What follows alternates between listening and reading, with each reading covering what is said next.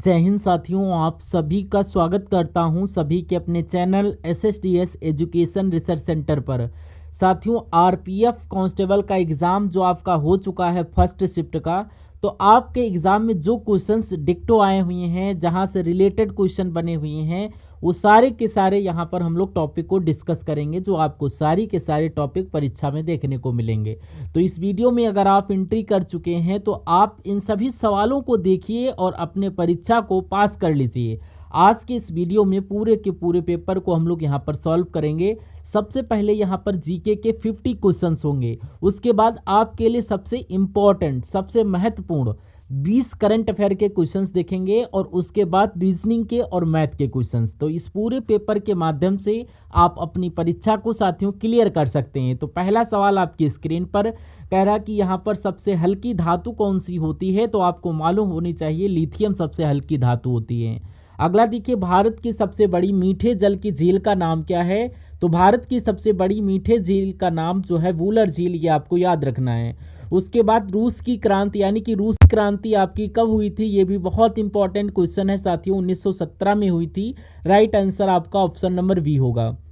सीमांत गांधी, जिनको फ्रंटियर गांधी के नाम से जाना जाता है, तो के नाम से जाना जाता है, किसे बताइए साथियों। तो यहाँ पर खान अब्दुल गफ्फार खान की अगर बात करें तो सीमांत गांधी के नाम से इनको जाना जाता था, खान अब्दुल गफ्फार खान को। उसके बाद देखिए, नाइटिंगेल ऑफ इंडिया नाम से किसे पुकारा जाता है, तो यहाँ पर साथियों नाइटिंगेल ऑफ इंडिया को सरोजनी नायडू को पुकारा जाता है। राइट आंसर जिनका ऑप्शन नंबर सी है वो लोग बिल्कुल करेक्ट हैं। साथियों, कम समय है इसलिए हम लोग बहुत फास्ट वे से इस सेशन को एंड करेंगे, क्योंकि इसमें आपको बिल्कुल वो चीज़ें मैं करवाऊंगा, वही चीज़ें जो आपके एग्जाम में आपको डायरेक्ट देखने को मिलेंगी।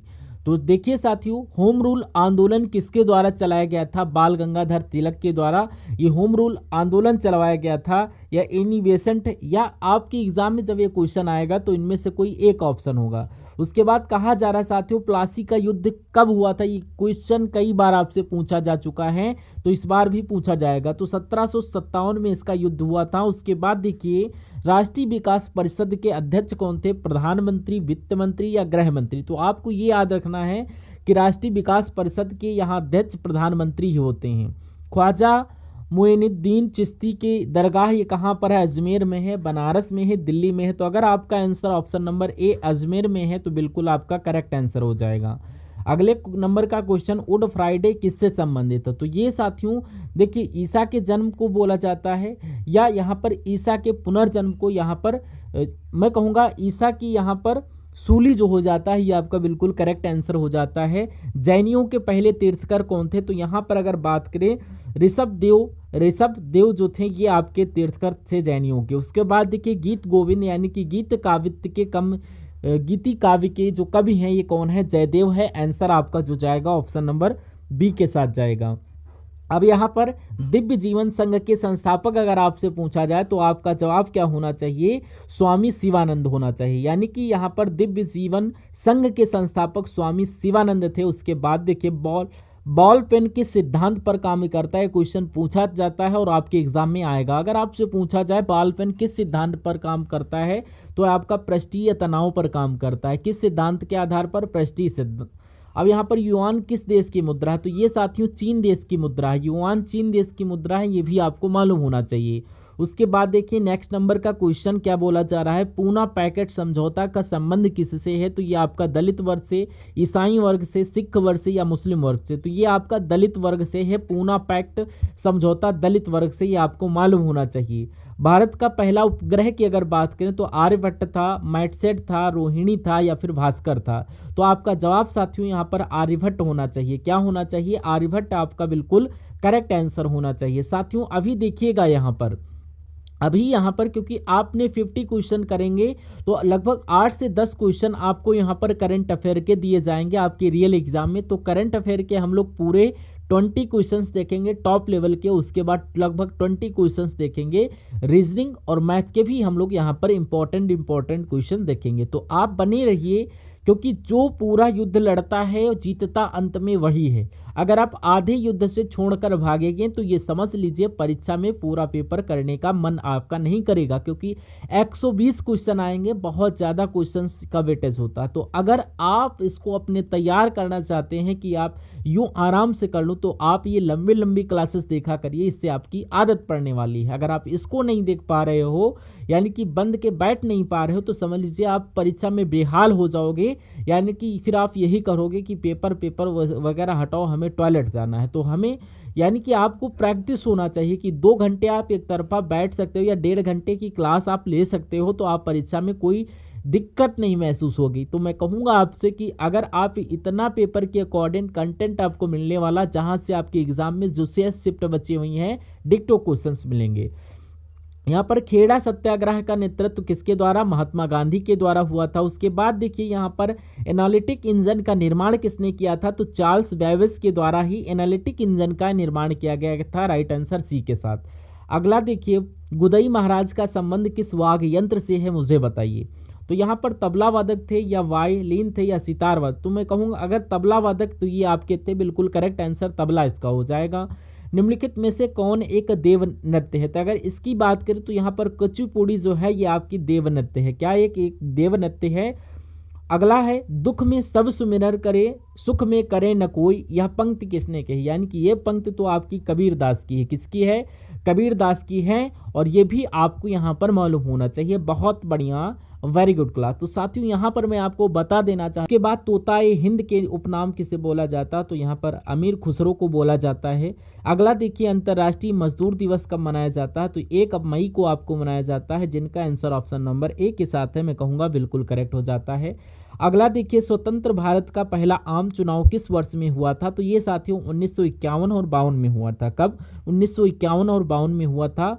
दक्षिण एशिया का सबसे बड़ा मरुस्थल कौन सा अगर आपसे पूछा जाए तो थार मरुस्थल आपको बताना है, जो दक्षिण एशिया का सबसे बड़ा मरुस्थल है। उसके बाद देखिए, पृथ्वी के वायुमंडल का सर्वाधिक घनत्व कहाँ पर होता है? तो ये पता, ये आपका क्षोभ मंडल में होता है। किस मंडल में? क्षोभ मंडल में आपका इसका घनत्व होता है। राइट आंसर सी के साथ। उसके बाद देखिए यहाँ पर किस महाद्वीप को श्वेत महाद्वीप के नाम से जाना जाता है? क्वेश्चन बहुत इंपॉर्टेंट है, इसको श्वेत महाद्वीप बोला जाता है। तो मैं कहूँगा राइट आंसर किस ऑप्शन के साथ जाना चाहिए? तो आपको यहाँ पर अंटार्कटिक महाद्वीप की अगर बात करें तो अंटार्कटिक महाद्वीप को यहाँ पर श्वेत महाद्वीप के नाम से जाना जाता है।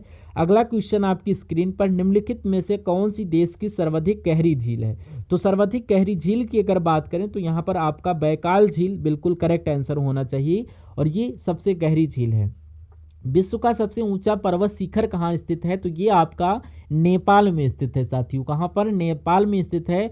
उसके बाद देखिए, किस ग्रह को शाम का तारा कहा जाता है? तो किस ग्रह को बोला जाता है साथियों? तो यहाँ पर शुक्र ग्रह को शाम का तारा बोला जाता है, ये भी आपको याद रखना है। उसके बाद देखिए, ग्रहों की गति का नियम ये किसके द्वारा प्रतिपादित किया गया था? केपलर के द्वारा, गैलीलियो के द्वारा, न्यूटन के द्वारा, या यहाँ पर मैं बात करूँ केपलर के द्वारा ये नियम प्रतिपादित किया गया था। अकबर ने किसे कबीरा या कविराज की उपाधि दी? तो यहाँ पर अगर साथियों आपने वीडियो को लाइक नहीं किया तो वीडियो को एक बार लाइक कर दीजिए, और जो लोग चैनल पर नए हैं तो मैं कहूँगा चैनल को आप लोग सब्सक्राइब कर लीजिए। आपका जब तक एग्ज़ाम नहीं हो जा रहा है तब तक आप लोग इसको सब्सक्राइब कर लीजिए। बाकी जब आपका पेपर निकल जाए तो आप अनसब्सक्राइब कर देना, सिलेक्शन लेके कोई प्रॉब्लम नहीं है। लेकिन अभी के लिए मैं इसलिए कह रहा हूँ क्योंकि आपके पास जितनी वीडियोज़ आए, ये वीडियोज़ प्लस वो वीडियोस आपको देखना चाहिए जो पेपर आपका, क्योंकि इन्हीं वीडियो से मिलने वाला है। तो इसलिए आप तुरंत इसको सब्सक्राइब का बटन दबा दीजिए और इस वीडियो को भी लाइक कर दीजिए। तो क्योंकि आपका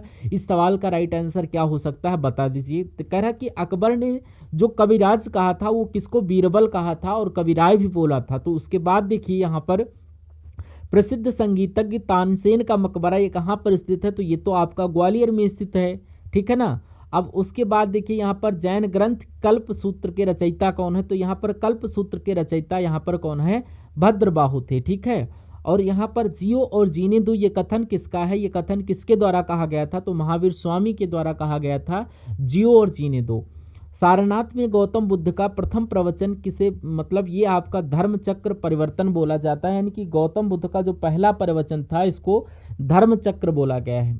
अगला देखिए यहाँ पर भारत छोड़ो आंदोलन ये कब प्रारंभ किया गया था बताइए। तो ये आपका 9 अगस्त 1942 में भारत छोड़ो आंदोलन शुरू किया गया था। राइट आंसर आपका अगर ऑप्शन नंबर ए है तो बिल्कुल करेक्ट है। 1932 के पूना समझौते के साथ किसका सीधा संबंध था? तो किसका सीधा संबंध था? तो ये आपका दलित वर्ग था, यानी कि आपको अभी मैंने बताया था कि अभी जो 1932 में जो आपका पूना समझौता ये दलित वर्ग से संबंधित था। और ये कब हुआ था? ये 1932 में हुआ था।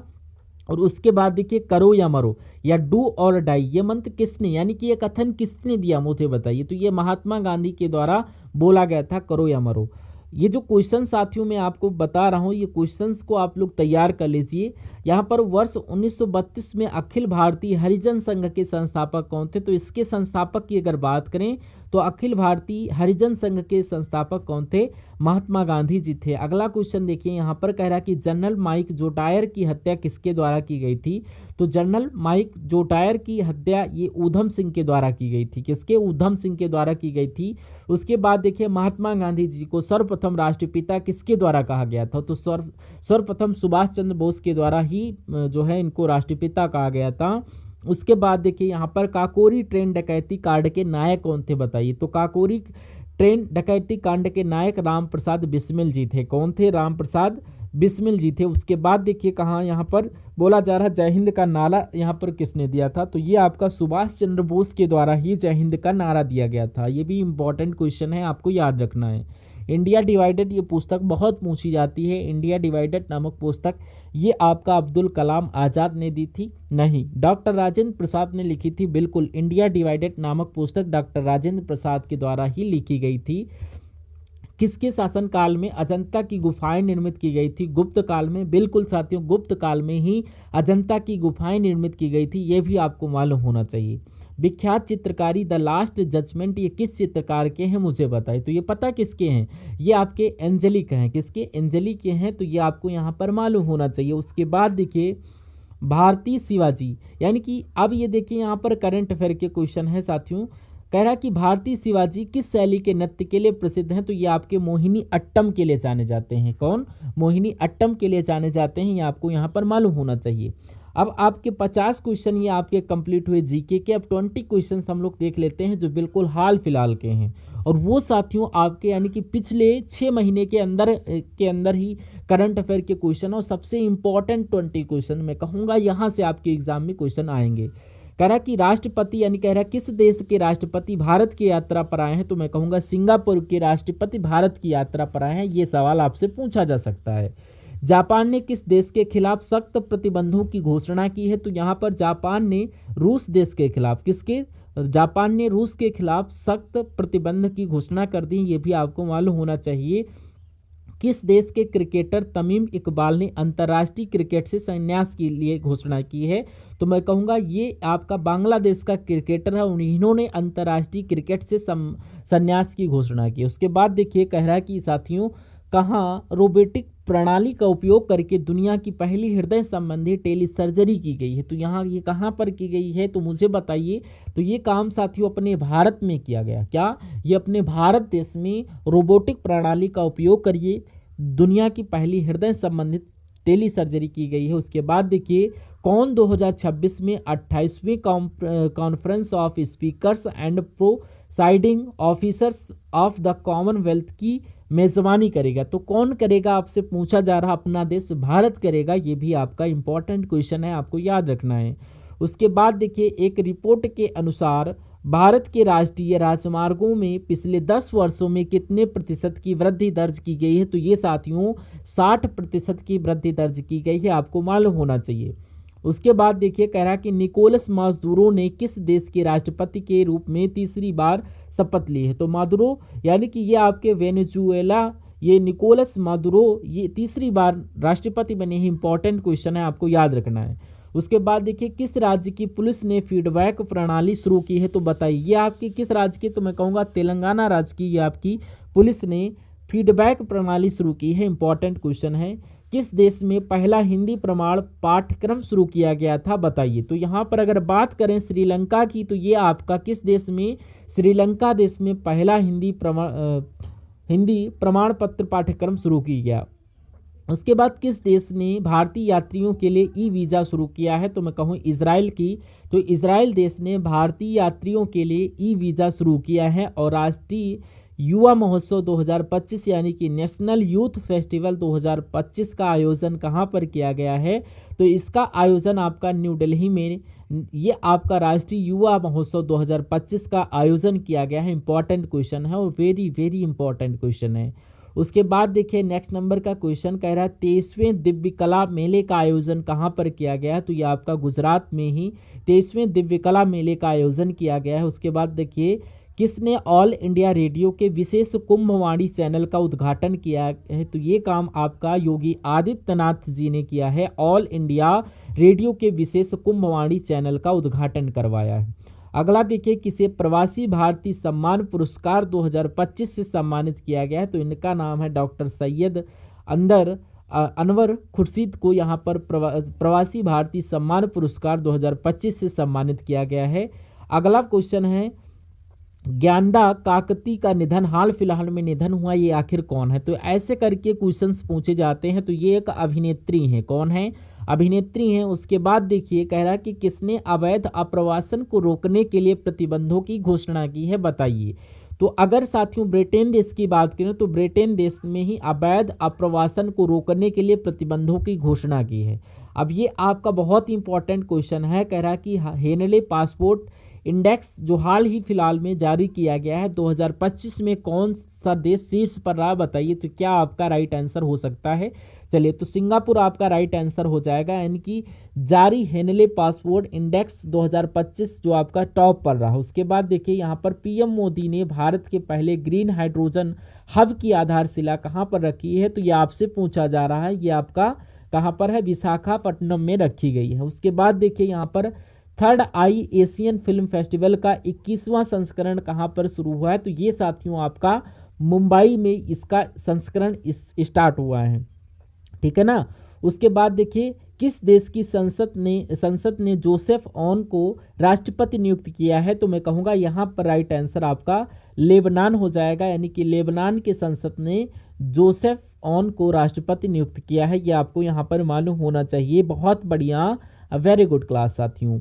अब उसके बाद साथियों देखिए अब यहाँ से अगर मैं बात करूँ तो यहाँ पर आपकी रीजनिंग के क्वेश्चन स्टार्ट हो चुके हैं। और रीजनिंग की अगर बात करें तो आपके आरपीएफ कांस्टेबल के एग्जाम में रीजनिंग के टोटल 35 क्वेश्चन आते हैं। तो यहाँ पर टोटल उन 35 क्वेश्चन को कवर अप करने के लिए ऐसे 20 कॉन्सेप्ट लिए गए हैं जो बार बार अधिक एग्जाम में पूछे जाते हैं। इसलिए इन सवालों को 40 क्वेश्चन को आप लोग जरूर देखिएगा। तो पहला क्वेश्चन है सेल्वम और नवीन एक निश्चित बिंदु से चलते हैं। कहीं से चलते हैं? मान लीजिए यहाँ से सिल्वन और नवीन चलते हैं।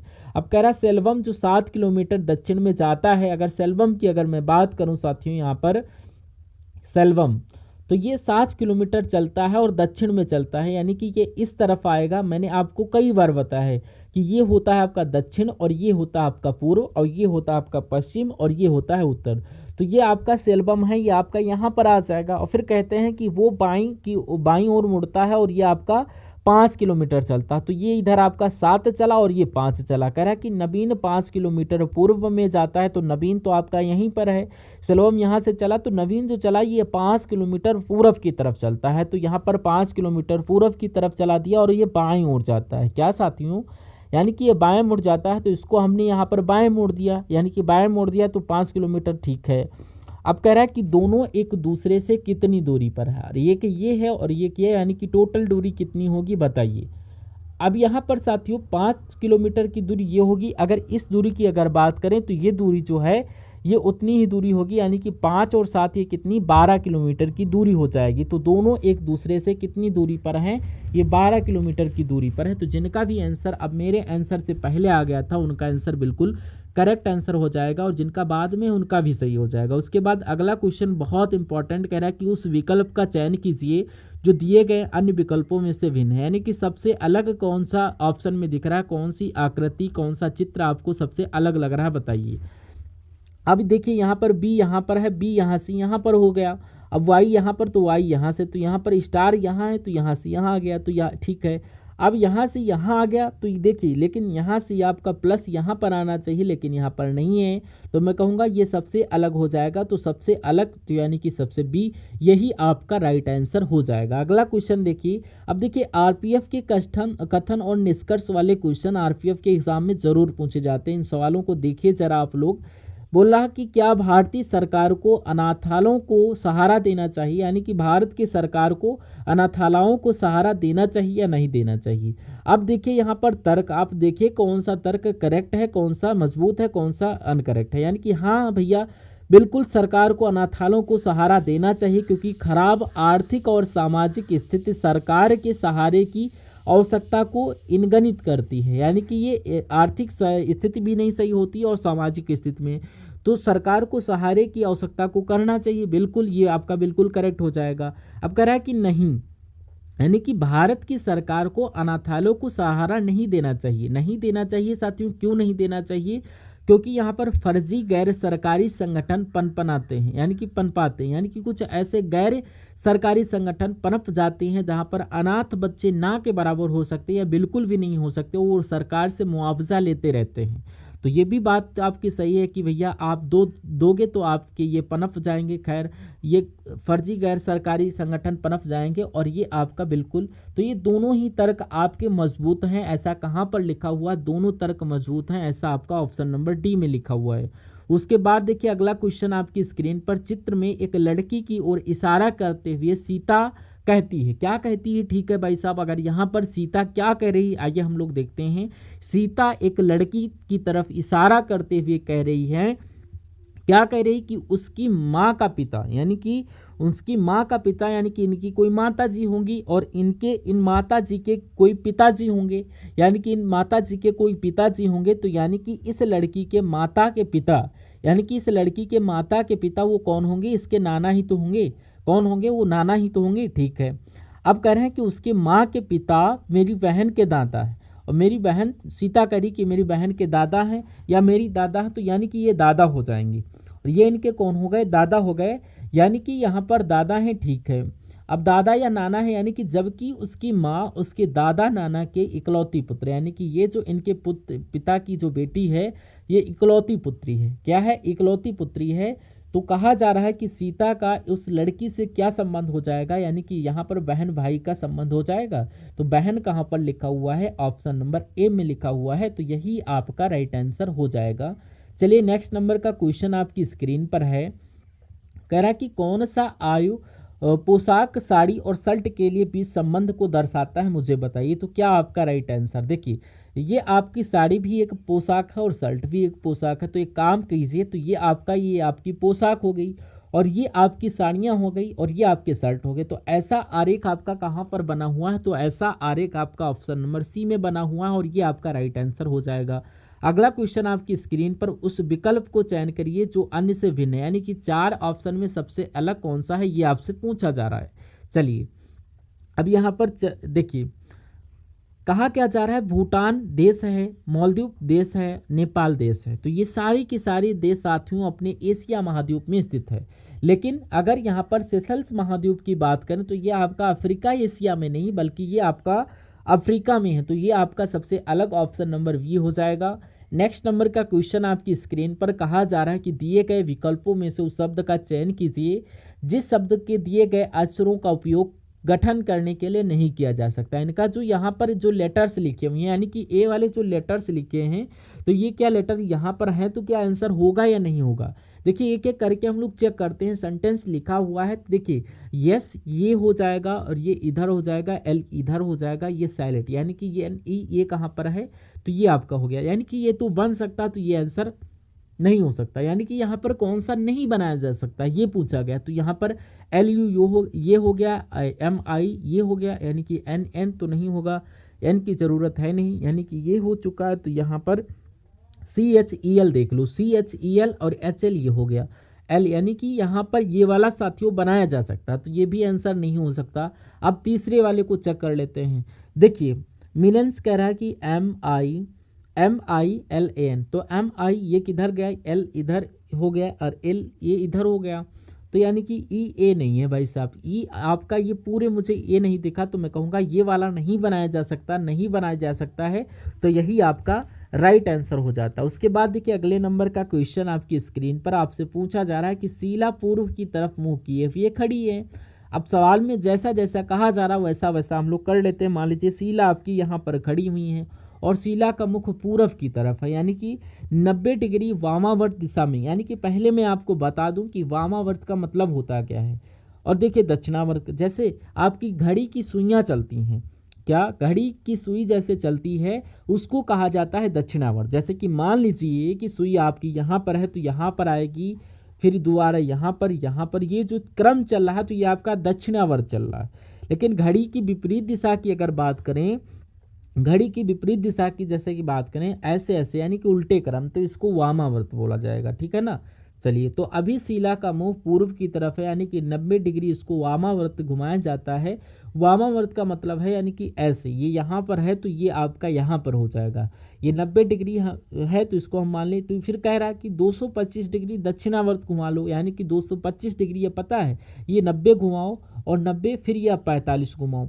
फिर हमने इसको दक्षिणावर्त यानी कि घड़ी की दिशा में 90 घुमाएंगे यहाँ से, तो यहाँ पर ये यहाँ से यहाँ पर आ जाएगा। फिर 90 घुमाएंगे तो ये आपका सीधा हो जाएगा, फिर यहाँ पर ये आ जाएगा 45 पर यहाँ पर आएगा। तो अब ये सीधा किस तरफ मुंह किए हुए शीला, तो ये आपका ये दिशा क्या होगी, तो ये दिशा आपको मैं बता दूं, ये दिशा आपकी पश्चिम और ये दिशा आपकी दक्षिण की मुख है, तो दक्षिण पश्चिम हो जाएगा। दक्षिण पश्चिम कहाँ पर लिखा हुआ, ऑप्शन नंबर डी में लिखा हुआ। तो इस सवाल आपकी समझ में आ गया होगा, कोई दिक्कत कोई परेशानी नहीं है। तो आई होप आपके लिए आज का सेशन यहीं पर रखते हैं और मिलते हैं नए टॉपिक को लेकर, नए शिफ्ट को लेकर, शिफ्ट पर आधारित क्वेश्चन को। तो आई होप आपको इस सेशन अच्छा लगा होगा, शानदार लगा होगा। तो नेक्स्ट टॉपिक को हम लोग स्विच करेंगे नेक्स्ट पार्ट में। तब तक के लिए जय हिंद, वंदे मातरम। Thank you for watching video.